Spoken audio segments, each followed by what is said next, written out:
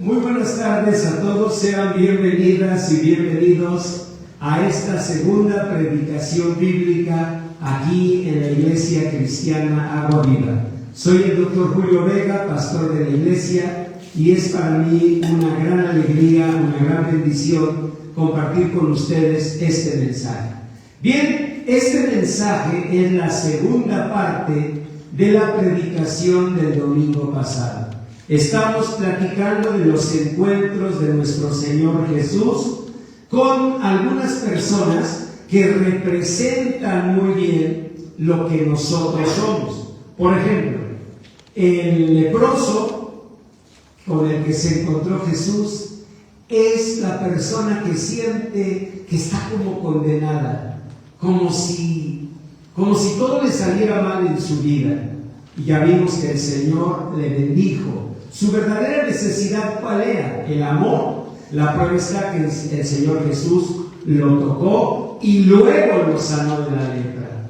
La segunda persona que vimos fue un padre, un papá, que le dijo al Señor Jesús: sana a mi hijo, porque es el único que tengo, el que representa el síndrome de las personas que han perdido todo o que perdieron algo muy importante, tal vez no todo. Pero si mamá se fue, si papá se fue, si un hermano o una hermanita murió, eso puede dejarte en un estado de alerta constante de que la felicidad se puede ir. Y eso te hace dependiente, codependiente o bien demasiado sensible a la pérdida y te conviertes en una persona asfixiante que demanda mucho porque siente miedo de perderlo, ¿no? Y también vimos a la mujer sirofenicia. Ella representa la persona que ha sido rechazada, que ha sido, juzgada. La mujer sirofenicia era cananea, era de cultura griega, era de Siria, era de Fenicia, y cuando eres de Fenicia, Siria, Grecia, Canaán, ¿de dónde eres? De ningún lado. Ahora sí, como dijera Jesús Adrián en una de sus más profundas canciones: no soy de aquí, ni soy de allá. No tengo edad ni porvenir, y ser feliz es mi color de identidad, ¿no? No sé. Pero sí llega ese momento. Bien. Pero el domingo pasado comenzamos a platicar de una persona, un joven rico. Dice la Biblia que cuando el Señor Jesús iba de camino, se acercó uno corriendo y le dijo: maestro bueno, ¿cómo heredaré la vida eterna? El Señor le aclaró: no hay nadie bueno sino Dios. Y lo aclaró porque él se consideraba una persona buena. Y tú dirás: pastor, ¿qué tiene de malo que alguien se considere una persona buena? Bueno, no tiene nada de malo, pero puede ser un obstáculo para la bendición de Dios. Porque si tú no te consideraras tan bueno, tan buena, tal vez mirarías tu vida, verías los problemas en tu vida y buscarías ayuda. Pero mientras yo me considere una persona buena, pues dijo el Señor Jesús que los sanos no tienen necesidad de médico, solo los enfermos buscan un médico. Bueno, el Señor le dijo: pues los mandamientos sabes: no adulteres, no robes, honra a tu padre y a tu madre. ¿Sí? Y él le dijo: Señor, todo eso lo he guardado desde mi juventud. O sea, él se consideraba una persona fiel, una persona buena, una persona honesta, y tal vez lo era, pero tenía un problemita. Y todos ustedes lo conocen.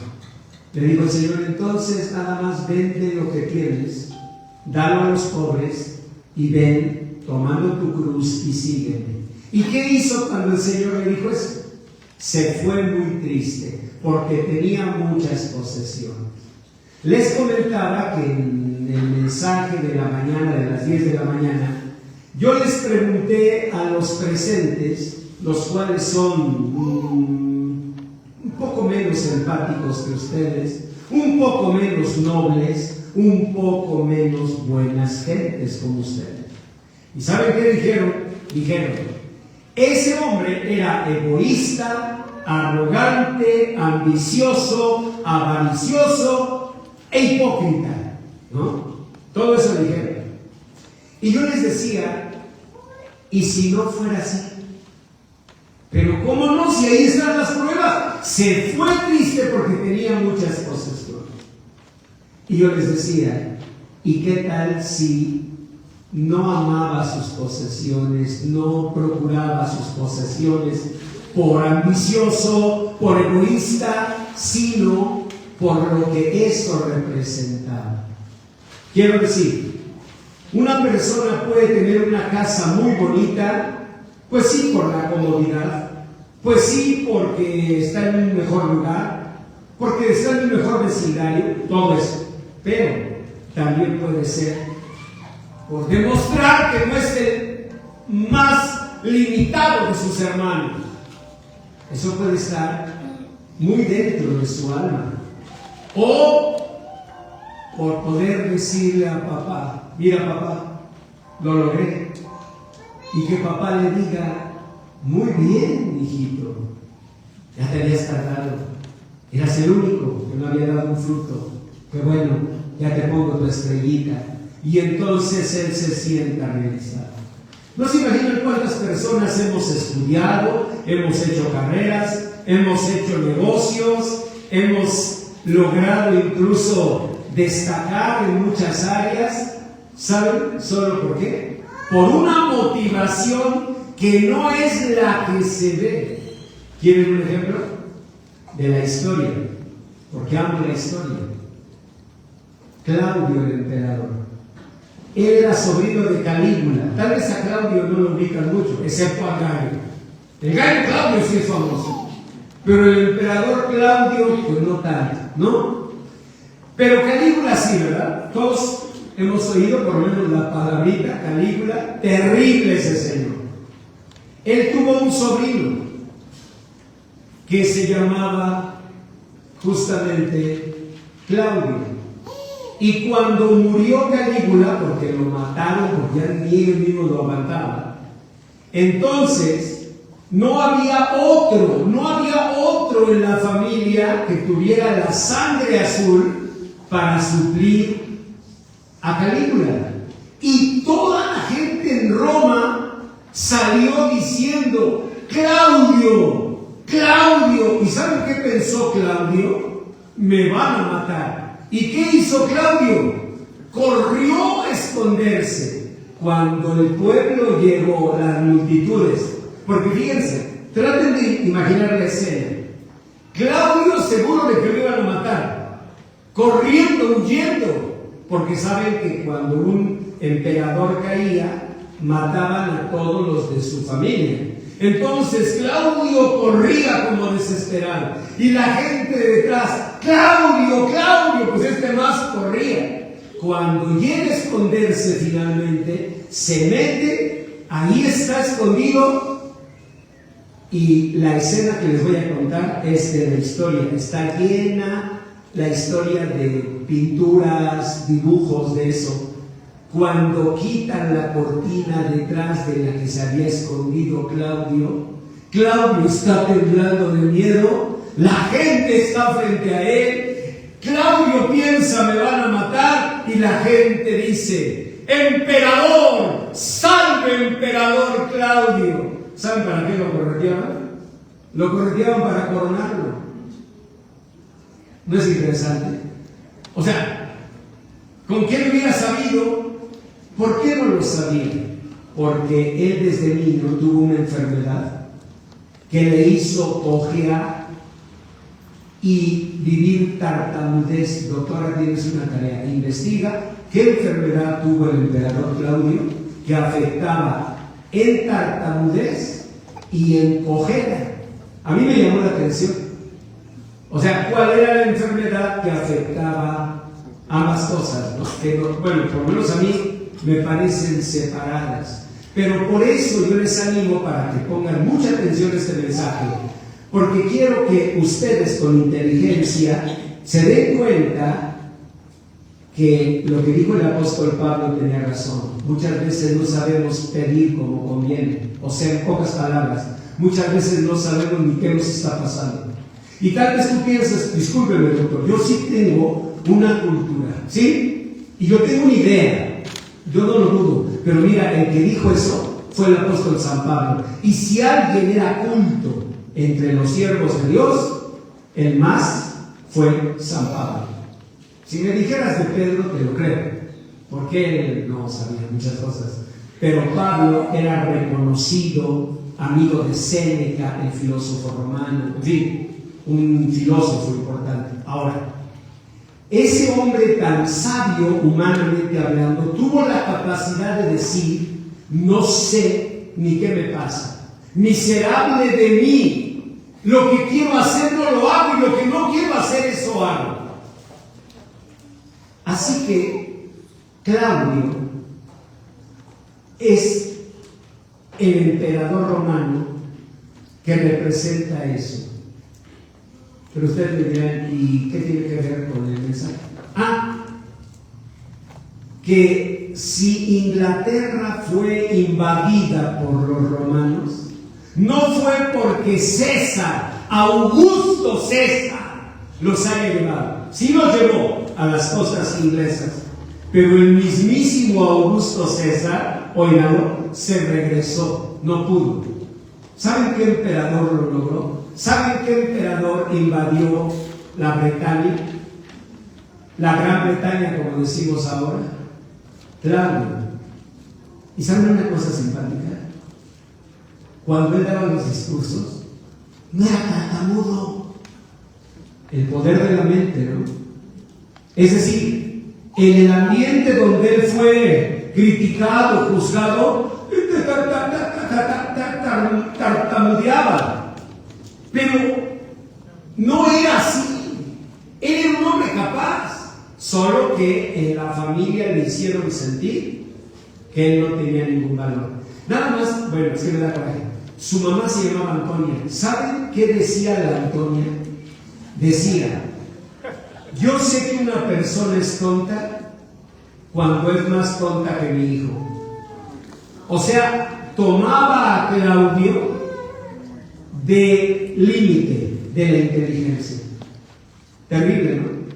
O sea, si lo juzgaba su tío Canígula, que hizo muchas burlas, Canígula, pues aparte estaba loco. Si lo juzgaba su tío, pues como sea lo supera. Pero si su mamá le hacía sentir eso, entonces a veces los seres humanos hacemos cosas buscando algo que no es lo que se ve. Por eso Jesús amó a este joven rico. Él no era un ambicioso, mezquino, horrible. Él, seguramente, aunque no lo menciona la Biblia, era alguien que había sido lastimado. Miren, Falcon Scott, en la historia de Inglaterra, es el más grande explorador, pero es el hombre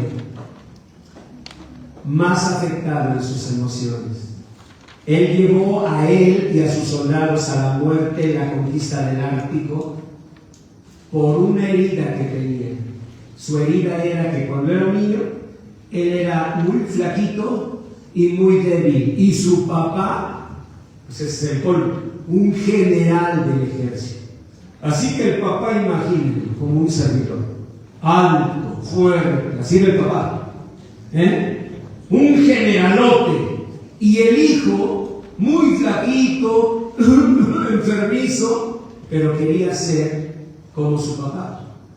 Muchos niños quieren ser como su papá. Hasta Topolillo tiene una canción que dice: qué lindo sería parecerme a mi papá. Todos quisiéramos ser como papá. Y Falcon Scott quería ser como su papá. ¿Saben qué pasó?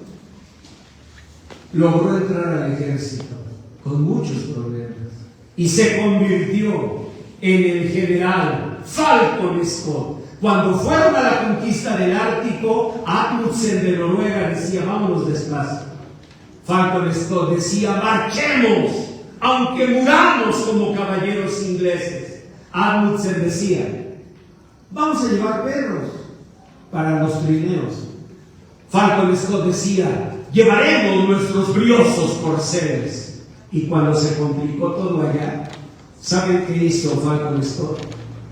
Arengó a sus soldados a que ellos se amarraran los trineos y caminaran entre la nieve para triunfar, para que Inglaterra triunfara. ¿Era que quería que Inglaterra triunfara o era que él quería triunfar?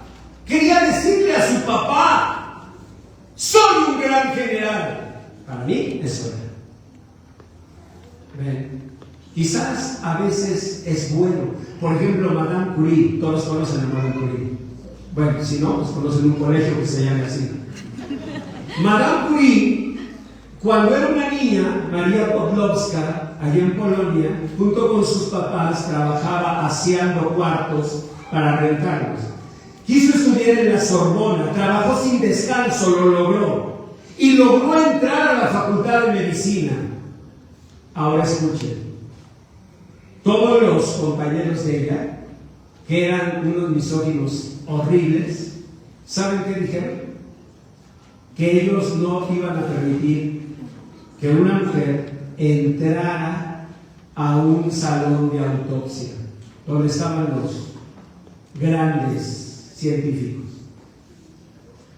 Y pues la universidad apoyó a Madame Curie, y cuando ella entró, porque la universidad lo respaldó, ellos se salieron, todos en protesta. Madame Curie vivió para demostrar que una mujer es capaz de toda meta que se proponga. Descubrió el polonio, por eso le llamó así a ese elemento, por su tierra. Ustedes le pondrían el cuautitonio, si descubrieran algo, pero si no han descubierto nada, ni se les ocurre. Y descubrió el radio. Y si hoy en un accidente, con una, entre comillas, simple radiografía, se sabe qué hacer, es gracias a Madame Curie. Entonces ustedes tal vez digan, pastor, entonces ahí está, el dolor trae cosas buenas. Sí, siempre y cuando identifiques la motivación que te está llevando, porque si no la identificas, vas a ser compulsivo, insaciable. Ya tienes una casa, ya demostraste que eres más que tus hermanos, pero no te va a satisfacer, porque en el fondo, ¿qué quieres? En el fondo quieres el reconocimiento que no te dan, ¿ves?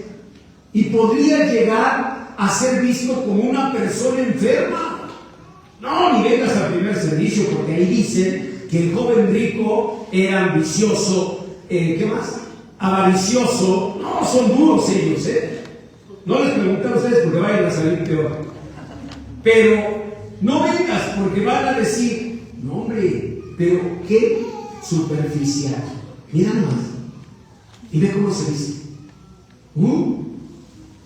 Como que quiere lucir. Y no se dan cuenta que a veces no es que queramos lucir, es que quisiéramos ser apreciados, reconocidos, amados, aceptados. Y como no lo sabes, pues vas a seguir con una casa, otra casa, otra casa. Yo recuerdo a una persona que estimé mucho mientras estuvo con vida. Una vez se metió en un problema legal terrible. Y recuerdo cuando iba a ser llevado a la cárcel. Y yo platicaba con él en compañía de su esposa y él decía, es que yo no soporto ser pobre. Y alguien dirá, yo tampoco, pero para él la pobreza era su desmadre. A lo mejor para uno de nosotros, ¿no? Pues sí, nos gustaría tener, pero pues si no hay más que frijolitos, pues frijolitos, ¿no? Pero hay personas para las cuales la pobreza les regresa a un estado de indefensión, de menosprecio, de rechazo. Entonces, El dolor puede traer un crecimiento siempre y cuando identifiques, porque si no, estás buscando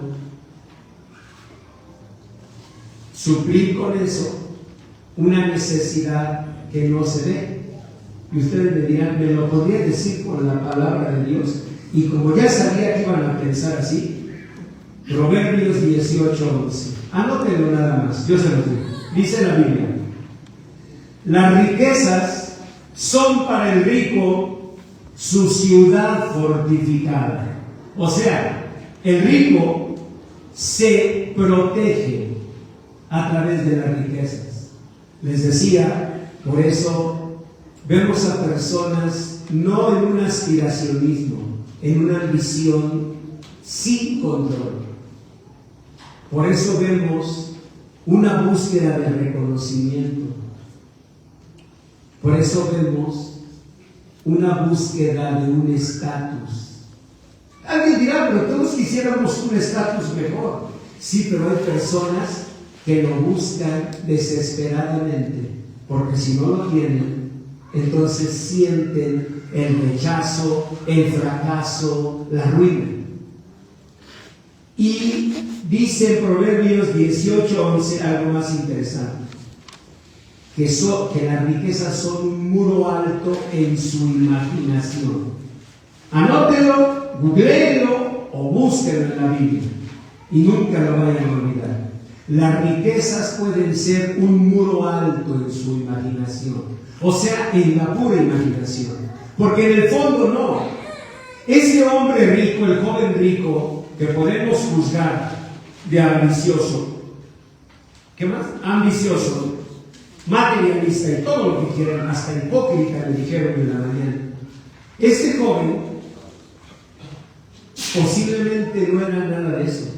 Bueno, sí, el síntoma mostraba ambición, avaricia, materialismo, amor por las cosas. Sí, tiene razón. Pero la causa que solo Dios conoce venía de algo más profundo. Por eso Jesús lo amó. Por eso lo amó. Aquí dice la Biblia, Jesús lo amó. Por eso le dolió al Señor. Porque él veía a un joven rico, muy enriquecido, pero con el mismo vacío. Fíjense que yo tuve de niño un encuentro muy especial con el saber, con el conocer. Yo era un niño y cuando yo tenía 10 años, mi maestro Lucio, por un comentario que le hice, me dejó leer un libro. Me dijo que él quería invitarme a la lectura. ¿Y saben qué hizo mi maestro Lucio? A mí ya me tenían en el taller de zapatería, porque en la escuela donde yo iba, en Peralvillo, nos daban talleres pues para armarnos, para poder comer. Había taller mecánico, de carpintería, de zapatería. Yo no sé por qué me metieron a mí allí. Tal vez porque les dije, me llamo Salvatore Ferragamo. No sé si fue por eso, pero me metieron al taller de zapatería. Y ya estaba yo ahí, ¿verdad? Cortando las baquetas, ¿se llama? Baqueta. La piel esa gruesa de la suela. No me acuerdo, tiene un nombre así. Y ahí estaba yo cuando llegó el maestro Lucio y dijo, profesor, buenas tardes. Me llevo a Vega. Dijo, ¿el Vega? ¿Pridigol? Le digo, sí, yo. Me lo llevo porque voy a empezar un taller de lectura y el director me autorizó a llevarme a niños para eso. Ya me voy con él. Y me dejó leerlo, entregué mi sinopsis y me felicitó. Y yo no sabía lo que era eso, el ser felicitado. Fue muy bonito. Pero luego empecé a ver que los demás niños se acercaban a mí, aún los buleadores, y me decían, oye Julio, ¿me prestas tu libreta para estudiar? Y empecé a ver que las niñas, aún las de tobilleras con Olan, se acercaban a mí y me decían, oye, ¿me puedes explicar, no sé, algo de la escuela de matemáticas? Y yo empecé a ser reconocido. ¿Y saben qué hacía? A mis hijos siempre les ha llamado la atención. Me iba casi todos los días, casi todos, caminando hasta la Biblioteca Nacional en la calle de Uruguay e Isabel la Católica, frente a Nacional Financiera, un edificio gigante que se derrumbó en el 85. Hasta allá me iba caminando. Un día Banamex me invitó a dar unas conferencias allí, porque ahora es el Centro Cultural Banamex, lo que era la Biblioteca Nacional. Y les conté esta historia que les estoy contando. ¿Y saben qué empecé a hacer? A aprender, a estudiar. Pero estudiar compulsivamente. A estudiar buscando algo que no iba a encontrar en el estudio.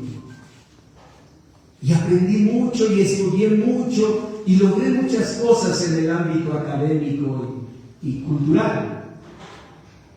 Pero siempre con ese vacío. Hasta un día que mi pastora me confrontó. Me dijo así, hermano Vega, porque yo era el hermano Vega, ya era pastor de jóvenes. ¿Quién lo persigue? Y yo le dije, perdón, no le entendí. Me dice, me dijo tomándome el brazo con una actitud casi de mamá, ¿quién lo persigue? ¿Por qué parece un perseguido? Y pues, conociendo un poquito la historia, recordé a Claudio, no al gallo, sino al emperador, Claudio.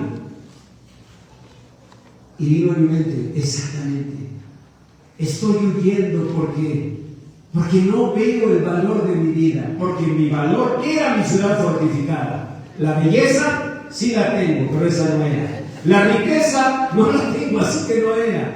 ¿Cuál era la fortaleza? El muro alto en mi imaginación, ¿saben cuál era? El saber. Un día me dijeron, una persona, ya que no falte el cristiano observador y hasta cierto punto chismoso, me dijo, oiga pastor, usted ha estudiado mucho y estudia mucho y lee mucho, ¿por qué no ha impuesto a sus hijos eso? Les dije, tal vez exactamente por eso, porque para mí eso era una compulsión, eso era una desgarradora búsqueda de reconocimiento, de valor. Cuando Claudio estaba detrás de las cortinas, no el gallo, el emperador, cuando estaba detrás de las cortinas, cuando se movió la cortina, él pensó que la gente iba a decir ¡muerte! Y la gente no estaba ahí para eso, sino para decir ¡emperador! ¿Ven? O sea, él tenía una idea equivocada. Cuando mi pastora me dijo eso, y me dijo, lo invito a orar, entrégueselo al Señor. No saben qué fuerte fue. Entregar como una defensa que me había protegido. Ustedes me dirán, ¿y por qué siguió estudiando? Porque entendí que ahora lo podía hacer con paz, con libertad, con bendición de Dios.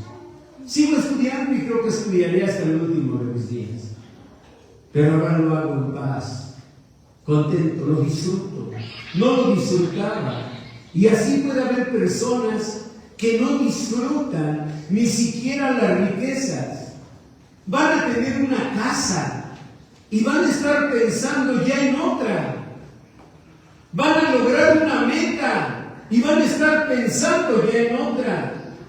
¿Y saben qué es lo peor? Lo peor es cuando pierdes lo más por lo menos. En esta semana sabía que mi hijo Josué iba a venir a Cuautitlán de los Magueyes. Y yo supuse que íbamos a tener un rato, pero teníamos que coordinar tiempos, ¿no? Total que él estaba muy ocupado y pues al grado de que casi seguro ni siquiera lo íbamos a ver.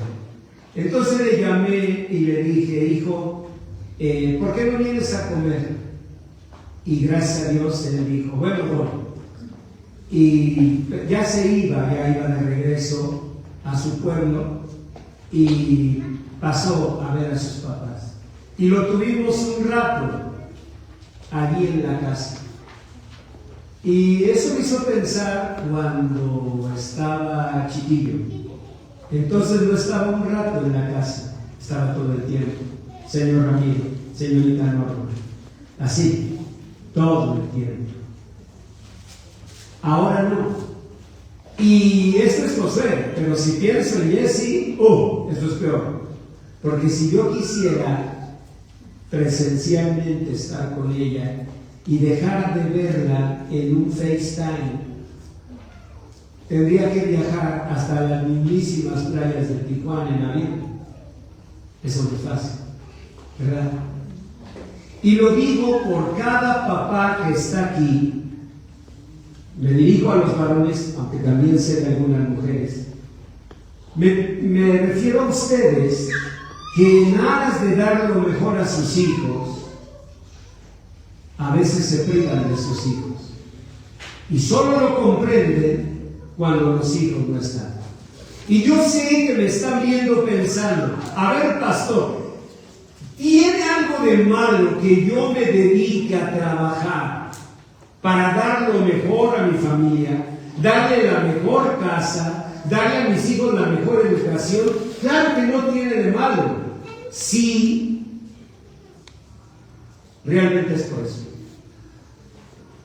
Pero si tú los metieras al mejor colegio solo para que tus cuñadas vean, solo para que lo sepa tu concurio, solo para que en tu imaginación, Proverbios 18:11, es en tu imaginación que en la iglesia te vean: hombre, ¿sabes dónde están los hijos de fulano? ¿Sabes en qué escuela están? En tal escuela. Si lo haces por la motivación verdadera, adelante. Lo triste sería hacerlo por otra cosa. ¿Queda claro o no? O sea, si tú lo haces por dar a tus hijos la educación en la universidad del patito feo de tal lugar, adelante. Pero si tú lo que quieres es que al saber que están en el patito feo te reconozcan, te aprecien, te admiren, eso está en tu imaginación. Quizás eres simplemente el niño que está buscando la aprobación de papá. Quizás eres la niña que está buscando ser mejor que tu hermana. Habría que buscarlo, ¿no crees? Porque si no le perdonas las colitas a tu hermana, la cola de caballo tan bonita que se le veía, si no le perdonas los caireles que se le hacían, mira los ojitos aquí, cuando se sonreía, pero así se le veía muy bonito, la barba partida. Ahí está la fea con barba partida. ¿Y tú? Bueno, así lo dejo. Si tú no ves cuál es la verdadera causa, no vas a tener paz, no vas a tener bendición de Dios. Por eso, la segunda pregunta sanadora es esta. Y lo dice la palabra de Dios también. Bienaventurados los que lloran, porque ellos recibirán consolación. Es decir, dichoso Julio Vega el día que su pastora lo confrontó y le dijo: usted se ve como si lo persiguiera. Y él se sintió como Claudio, no el gallo, el emperador, y pudo ser libre en Cristo y seguir estudiando, pero por gusto, por disfrutarlo, no por ganar un reconocimiento, que lo peor es que a veces, de todos modos, Juan te llamas y no te lo van a dar. Porque eso es lo peor. Que pudieran lograr doctorado, postdoctorado, otro postdoctorado, y de todos modos, Juan te llamas. Porque puede haber motivaciones en las otras personas. Y entonces, malgastas tu vida. ¿Por qué, pastor? ¿Porque el estudio es malgastar la vida? No, malgastas tu vida. ¿Por qué, pastor? ¿Porque tener una gran casa sea malgastar la vida? No, lo que es malgastar la vida es esforzarte artificialmente por algo que no es la necesidad. La necesidad era el reconocimiento. Aprende a dártelo. El Señor dijo en el Salmo 97, por boca de Moisés, la obra de nuestras manos confirma. Sí, la obra de nuestras manos confirma. ¿Sabes qué quiere decir? Reconócete. Si los demás no te reconocen, reconócete. Madame Curie, les decía, descubrió el polonio y el radio. Creo que hay otro elemento de la tabla periódica, pero por lo menos recuerdo el polonio y el radio. Lo bonito es que no lo haya hecho por dejar de ser la niña que barbía en Polonia o la estudiante rechazada en la Sorbona, sino que lo haya hecho porque amaba la ciencia. Debes ser libre. De otra manera vas a vivir compulsivamente, movido por fuerzas que ni entiendes. Dice la palabra de Dios que el Señor, porque los apóstoles, lean ahí el verso 26 de la lectura, 26 de San Lucas 18. Dice que como el Señor dijo, qué difícil va a ser que entren los ricos al cielo, dijeron los apóstoles, ¿quién pues podrá ser salvo? No sé si les causa esta impresión la plática que tenemos. Miren, para que se lleven un toque más de historia, si Europa existe, es gracias a que hubo un hombre que la defendió, Carlos Martel. No se apellidaba Martel. Martel quiere decir martillo en francés. ¿Y saben por qué le decían Carlos el martillo? Porque era poderoso, fuerte. ¿Y saben por qué lo era? Porque él fue hijo de un rey, pero hijo ilegítimo. Miren los ojos de todos. No, tampoco se trata de chismear. Su papá tuvo hijos legítimos, príncipes, y tuvo a Carlos, que fue, digamos, como con leña de otro hogar, ¿no? El caso es que cuando el papá ya estaba viejito e iba a tener que ser sucedido, ¿qué creen? Que de los hijos legítimos no se juntaba uno. O sea, no tenían patas para ganar. Y el pueblo decía, rey, usted tiene uno. Pero no hables de eso. Rey, usted tiene uno que tiene patas para gallo, Carlos. Y cuando murió su papá, el pueblo lo buscó. Y Carlos Martel fue líder, inspiración de los franceses, aunque nunca un rey, porque era ilegítimo. ¡Qué injusticia!, ¿no? Entonces, ¿qué es lo que quiero decir con esto? Que seas libre. Porque dijeron, ¿quién puede ser salvo? ¿Y qué les dijo el Señor Jesús? Léanlo, por favor, está en letras negritas. Lo que es imposible para los hombres es posible para Dios. Segunda pregunta sanadora, la pregunta de la esperanza.